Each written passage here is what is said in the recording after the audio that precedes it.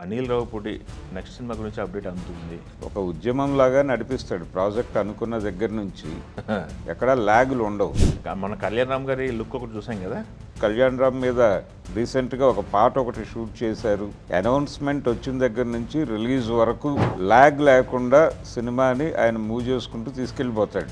ఏదో జరిగింది, వీళ్ళిద్దరి మధ్య గ్యాప్ వచ్చేసింది అని చెప్పి మీడియాలో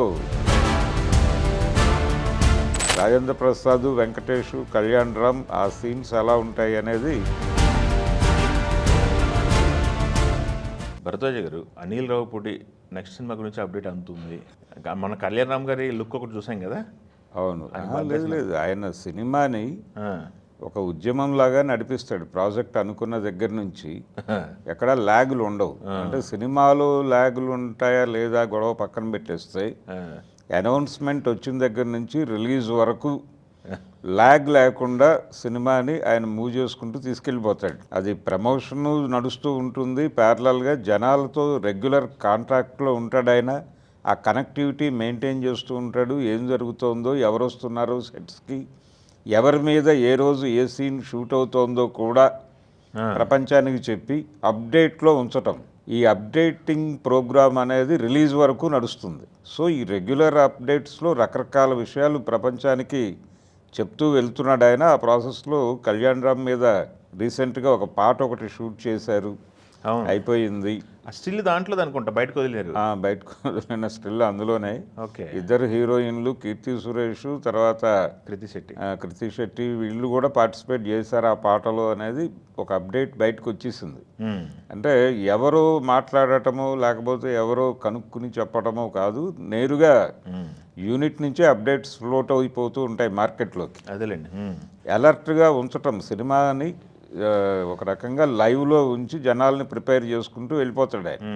ఈ ధోరణిలో ఇప్పుడు లేటెస్ట్ అప్డేట్ ఏంటంటే, వెంకటేష్ జాయిన్ అయ్యాడు షూట్లో అని. నిజానికి జాయిన్ అవుతాడనే విషయం ఆయన 2 days బిఫోర్ నుంచి చెప్తూ వస్తున్నాడు. నిజానికి ఆయన మొన్న లాస్ట్ టైం చేసినటువంటి సినిమా, అది మణిశంకర్ వరప్రసాద్ గారికి సంబంధించి, ప్రతి కీలక పాత్ర ఎంట్రీని ఒక ప్రోమోలాగా చేసి వాళ్ళని సెట్లోకి తీసుకొస్తూ ఆ సన్నివేశాలన్నీ కూడా వాళ్ళు షూట్ చేసి దాన్ని ప్రోమోలాగా రిలీజ్ చేస్తూ వచ్చారు.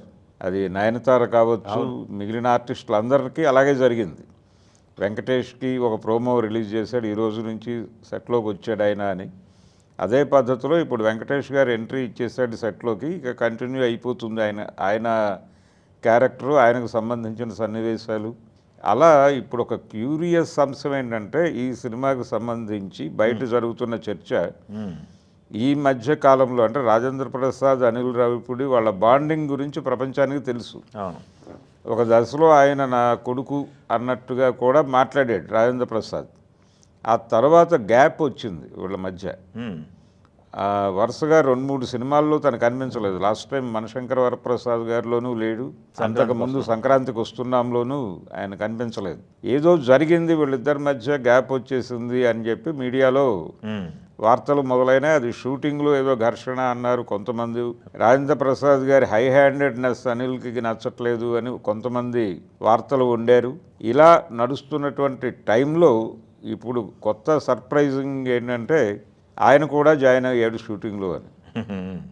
రాజేంద్ర ప్రసాద్ కూడా ఈ సినిమాలో ఒక కీలక పాత్రలో కనిపించబోతున్నాడు అనేది. అలాగే వీళ్ళ ముగ్గురు మధ్య జరిగేటువంటి సన్నివేశాలు, అంటే ఎంటర్టైన్మెంట్, వెంకటేష్ ఎంటర్టైనింగ్ హీరోయిజం అనే దానికి ఒక రకంగా తన లెవెల్లో తను నిలబడ్డాడు చాలా సినిమాల్లో. రాజేంద్ర ప్రసాద్కి ఆ బ్రాండ్ ఉంది. ఇప్పుడు కొత్తగా ఎమోషనల్ క్యారెక్టర్స్, హై వోల్టేజ్ డ్రామాని నడిపినటువంటి కళ్యాణ్ రామ్ ఇప్పుడు వీళ్ళతో పోటీ పడాల్సినటువంటి పరిస్థితి వీళ్ళిద్దరితో. అలా తనకొక ఛాలెంజ్ ఇప్పుడు తను అనిల్ రావిపూడి డైరెక్షన్లో ఆయన స్టాంప్. యాక్చువల్గా అతను ఇంతకుముందు చేసిన సినిమాలో కూడా, అది అనిల్ రావిపూడికి మొదటి సినిమాయే కానీ కళ్యాణ్ రామ్ని చాలా కొత్తగా ప్రొజెక్ట్ చేశాడు. అందులో ఎంటర్టైనింగ్ హీరోయిజం అనే వైపు కళ్యాణ్ రామ్ను డ్రైవ్ చేసింది అనిల్ రావిపూడి. వర్కౌట్ అవుతుంది మీ మీద అని ఆయనకి కాన్ఫిడెన్స్ ఉంది. అది నడిచింది, అది నిజంగానే నిలబడింది. కాబట్టి ఈసారి మరొకసారి ఆయనతో ఎంటర్టైనింగ్ హీరోయిజం అనేది వీళ్ళిద్దరి కాంబినేషన్లో నడపటం. అవును. రాజేంద్ర ప్రసాద్, వెంకటేష్, కళ్యాణ్ రామ్ ఆ సీన్స్ ఎలా ఉంటాయి అనేది ఇక ప్రపంచం రకరకాలుగా ఊహించుకోవచ్చు. అంటే సెట్లోకి వచ్చేసిన తర్వాత ఆ హడావిడి ఎలా నడుస్తుంది, ఆ వైబ్ ఎలా క్రియేట్ అవుతుంది, సెలబ్రేటివ్. అంటే ఇది సంక్రాంతి సినిమా ఆయన ముందే చెప్పాడు. అవును. ప్రతి సంక్రాంతి నాదే అని చెప్తున్నాడు ఆయన. అంటే ప్రతి సంక్రాంతికి అనిల్ రావిపూడి సినిమా ఒకటి ఉంటుంది కదా అని ప్రపంచం అనుకోవాలనుకుంటున్నాడు. జనరల్గా జానర్స్కి ఫిక్స్ అయిన డైరెక్టర్లను మనం చూసాం చాలామంది. పౌరాణికాలు అనగానే ఒక డైరెక్టరు, యాక్షన్ సినిమా అంటే దాస్ గారు, ఇలాగ. అవును. అవును. ఈయన సంక్రాంతి డైరెక్టర్గా సెటిల్ అయ్యాడు. సంక్రాంతికి అనిల్ రావిపూడి సినిమా ఉండును అని చెప్పి టెక్స్ట్ బుక్లో రాసుకునే పరిస్థితికి తీసుకొచ్చాడు. ఓకే. కాబట్టి ఈ సంక్రాంతికి వీళ్ళ ముగ్గురు కలిసి జనాల్ని ఎంటర్టైన్ చేస్తారు. ఆ ఎంటర్టైన్మెంట్ ఏ రేంజ్లో ఉంటుందంటే ఇప్పుడు బయట నడుస్తున్నటువంటి వార్తలు, పుకార్లని బ్రేక్ చేయడానికి రాజేంద్ర ప్రసాద్తో ఏ రేంజ్ కామెడీ చేయిస్తాడు అనిల్ రావిపూడి అనేది ఇప్పుడు కీలకం. ఏ క్యారెక్టర్ చేయబోతున్నాడు తను అనేది. అలాగే వెంకటేష్, రాజేంద్ర ప్రసాద్ కాంబో చాలా అద్భుతంగా వర్కౌట్ అవుతుంది. ఇక్కడ కూడా వింటేజ్ హీరో అన్న ఎక్స్ప్రెషన్లో ఉండడు ఆయన వెంకటేష్. తను చాలా కాన్షియస్గా పోటీ పడతాడు. అది ప్రమోషనల్ వీడియోస్లో చూసాం ఆల్రెడీ. ఈయన కత్తిబాటుకు వచ్చినప్పుడు ఆయన బిహేవియర్ ఇవన్నీ. సో సినిమా చాలా సెలబ్రేటివ్గా ఉండబోతోంది అనేది అయితే అర్థమవుతోంది. అనిల్ రావిపూడి శరవేగంతో ముందుకు తీసుకెళ్తాడు దీన్ని. ఇది రోజువారీ చర్చ. ఆడియన్స్ ఎప్పుడు అంటే ఆడియన్స్ నాలుకల మీద ఒక డిస్కసివ్ పాయింట్గా సినిమా ఉండాలి అనేది ఆయన వ్యూహం. అది నడుస్తుంది. నవంబర్ వరకు షూట్ అన్నారు. షూట్ తర్వాత నవంబర్ వరకు షూటు తర్వాత ఇంకా నవంబర్ అంటే డిసెంబర్ నుంచి మొదలవుతుంది. డిసెంబర్ అంతా వీళ్ళు అదే యాక్టివిటీ, పోస్ట్ ప్రొడక్షన్ యాక్టివిటీ ఉంటుంది. అది కంప్లీట్ చేసి జనవరిలో సినిమా అంటే పెద్దగా విఎఫ్ఎక్స్ ఈ పనులు ఎలాగూ పెట్టుకోడు ఆయన. అదే సెట్స్లోను అవుట్డోరు సాంగ్స్ ఈ హడావిడి వెళ్ళిపోతుంది. కాబట్టి తను కాన్ఫిడెంట్గా ఉన్నాడు. అంటే ఆయన సినిమాకి సంబంధించి ఆయన కాన్ఫిడెంట్గా ఉన్నాడా లేదా అనేది పక్కన పెట్టేస్తే ఆడియన్స్ కాన్ఫిడెన్స్గా ఉంటారు. ఓకే. అంటే మినిమం బాగుంటుంది. సరదాగా వెళ్ళి అనిల్ రావిపూడి సినిమా చూసుకురావాలి అనే మూడ్ సెట్ చేస్తాడు ఆడియన్స్కి ఆల్రెడీ. ఓకే. ఇంకా వేరే లాజిక్లు, మ్యాజిక్లు ఈ గోలలోకి ఆడియన్స్ వెళ్ళరు. ఓకే. అలా ఆడియన్స్ మైండ్ సెట్ చేసినటువంటి డైరెక్టర్కి పెద్దగా ఫెయిల్యూర్ ఉండదు.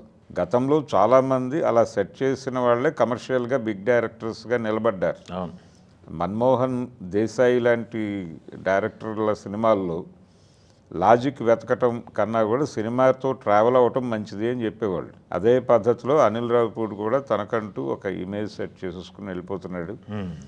Sankranti director, entertainment director, without logic అలా చూసి వచ్చేసేయటం సినిమా.